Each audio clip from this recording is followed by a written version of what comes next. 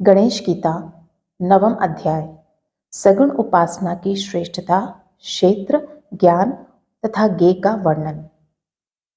वरेण्य बोले, हे भगवान, मूर्तिमान आपकी जो अनन्य भाव से उपासना करते हैं और जो अक्षर एवं परम अव्यक्त आपकी उपासना करते हैं, उनमें श्रेष्ठ कौन है?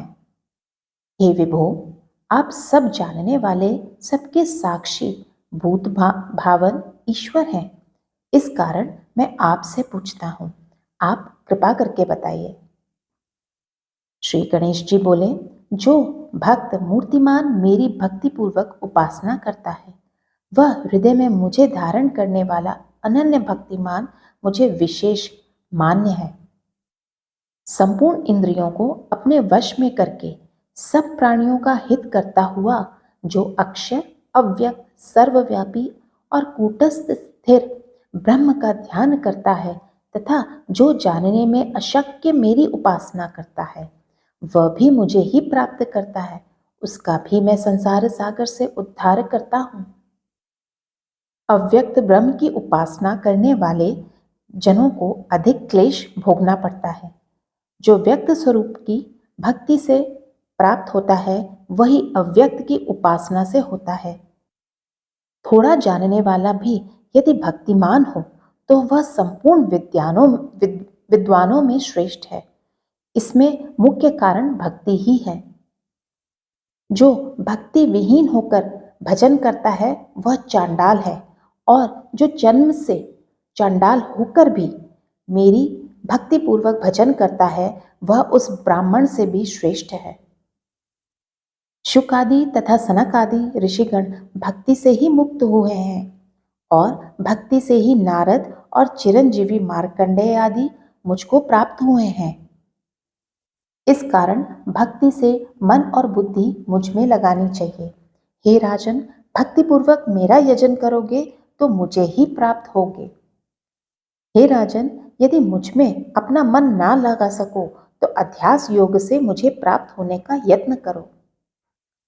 और जो यह भी ना कर सको तो जो कुछ कर्म करो उसे मुझे अर्पित करो। मेरी कृपा से तुम परम शांति को प्राप्त होगे। और यदि यह भी ना कर सको तो यत्न पूर्वक तीनों प्रकार के कर्मों के फल का त्याग करो। प्रथम मुझ में बुद्धि लगाना श्रेष्ठ है, उससे ध्यान श्रेष्ठ है, उससे संपूर्ण कर्मों का त्याग श्रेष्ठ है, इससे अत्यंत श्रेष्ठ शांति है। जो अहंकार का त्याग करने वाला, ममता बुद्धि से रहित, द्वेष न करने वाला, सब में करुणा रखने वाला और लाभ अलाभ, सुख दुख, मान अपमान में एक दृष्टि रखने वाला है, वह मेरा प्रिय है। जिसको देखकर किसी को भय नहीं होता और जो मनुष्यों से भययुक्त नहीं होता है, उद्वेग, भय, क्रोध और हर्ष से जो रहित हो, वही मेरा प्रिय है। शत्रु, मित्र, निंदा, स्तुति, हर्ष, शोक में जिसका चित्त एक है, जो मौनी, स्थिर चित्त, भक्तिमान और असंग है, वह मेरा प्रिय है। जो मेरे इस उपदेश का पालन करता है वह त्रिलोकी में नमस्कार करने योग्य है, और वह मुक्तात्मा मेरा सदा प्रिय है।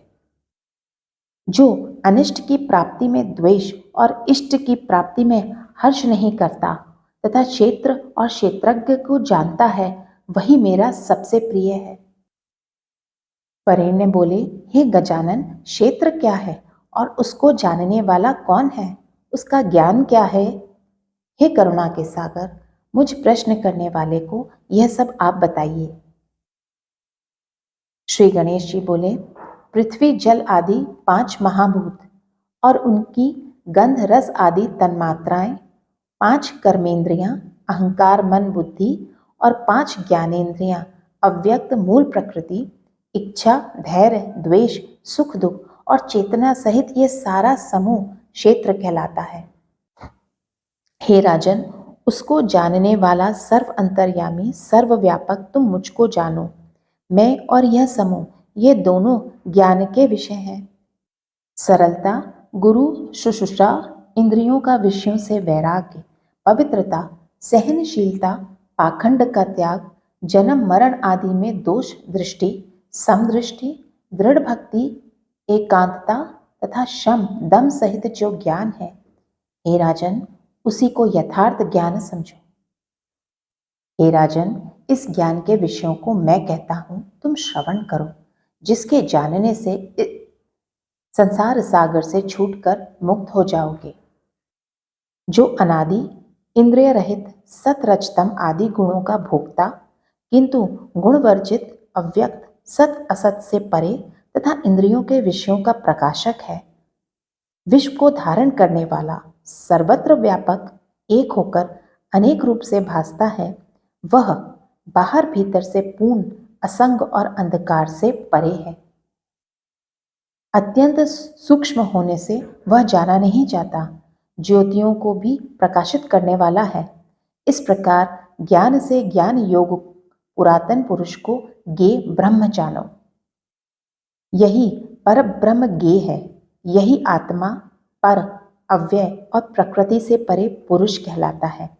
यह प्रकृति से उत्पन्न हुए गुणों को भोगता है। प्रकृति के 3 गुण ही इस पुरुष को देह में बांधते हैं। जिस समय देह में शांति और प्रकाश की वृद्धि हो, तब सत्व गुण की वृद्धि होती है। लोभ, अशांति, स्पृहा और कर्मारंभ ये रजोगुण के धर्म हैं। मोह, आलस्य, अज्ञान और प्रमाद, इन्हें ही तमोगुण जानना चाहिए। सत्वगुण अधिक होने से सुख और ज्ञान की, रजोगुण अधिक होने से कर्म की और तमोगुण अधिक होने से सुख से इतर निद्रा और आलस्य की प्राप्ति होती है। इन तीनों की वृद्धि में क्रम से मुक्ति, संसार और दुर्गति की प्राप्ति मनुष्यों को होती है। इस कारण हे राजन, सत्व गुण युक्त हो। हे नरेश्वर, तदंतर सर्वभाव से तुम मेरा भजन करो और निश्चल भक्ति से सर्वत्र स्थित मुझे स्थित जानो। हे राजन, अग्नि, सूर्य, चंद्रमा, तारागण और विद्वान ब्राह्मणों में जो तेज है, उसे मेरा ही तेज जानो। मैं ही संपूर्ण संसार को उत्पन्न कर उसका संहार करता हूँ और अपने तेज से औषधि और जगत को मैं ही पुष्ट करता हूँ। संपूर्ण इंद्रियों में तथा उदर में स्थित होकर धनंजय नामक प्राण और जठराग्नि रूप से पुण्य रहित होकर मैं ही संपूर्ण भोगों को भोगता हूँ। मैं ही विष्णु, रुद्र, ब्रह्म, गौरी और गणपति हूँ। इंद्र आदि देवता तथा लोकपाल मेरे ही अंश से उत्पन्न हुए हैं। जिस जिस रूप से प्राणी मेरी भक्ति पूर्वक उपासना करता है, उनकी भक्ति के अनुसार मैं उन्हें वैसा ही रूप दिखाता हूँ।